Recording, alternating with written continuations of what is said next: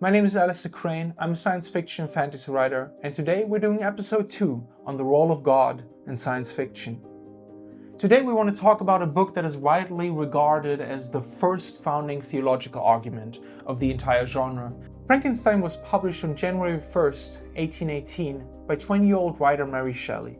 And Shelley's question was very precise.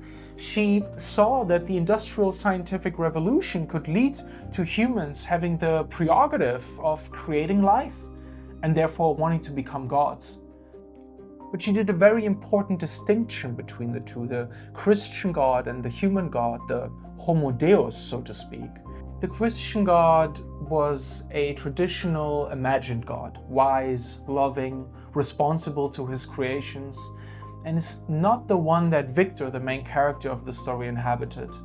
Victor's failure is not the act of creation, but the abandonment of his creation. Victor's creature reads Paradise Lost and identifies first with Adam and then with Satan. He writes, "I ought to be thy Adam, but I'm rather the fallen angel." This theology is reversed, right? So the traditional problem in the Bible, how can God let us suffer?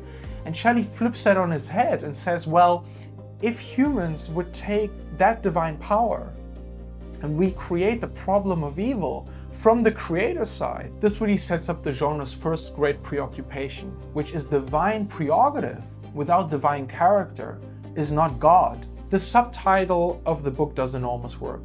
Prometheus, the modern Prometheus as it's called, was a character from Greek mythology who stole fire from the gods, gave it to the humans, and was punished eternally.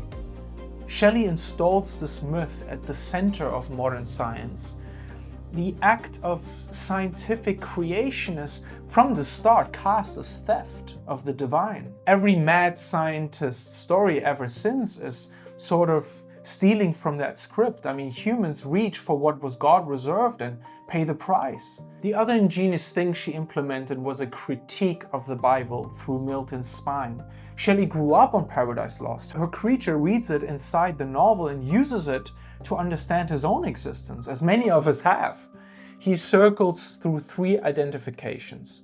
He identifies with Adam, who was created innocently, and then he sees that, well, he was cast out, perhaps because he was rebellious like Satan. And then finally, he understands that he's a creature who is abandoned by his creator, whose creator simply walked away. That third position is Shelley's innovation completely. Christian theology had no category for this. Science fiction spent the next 2 centuries filling this gap. The problem of evil is from the creator's perspective, and he fails to it. He recoils at his creation.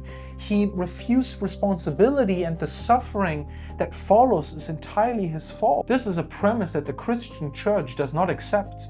They state clearly that evil exists because we failed to listen to God. We were sinful. Our curiosity to understand the world led to our demise.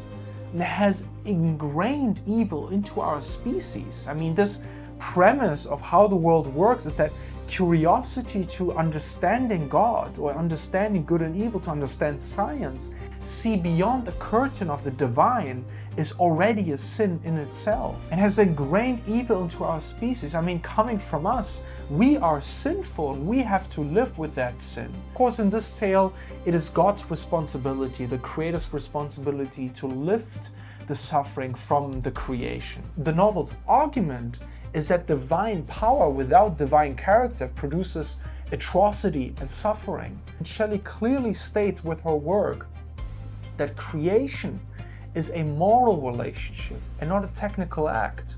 The relationship Victor has with his creation, she insists that creation isn't finished when the creature opens his eyes, that it begins right there.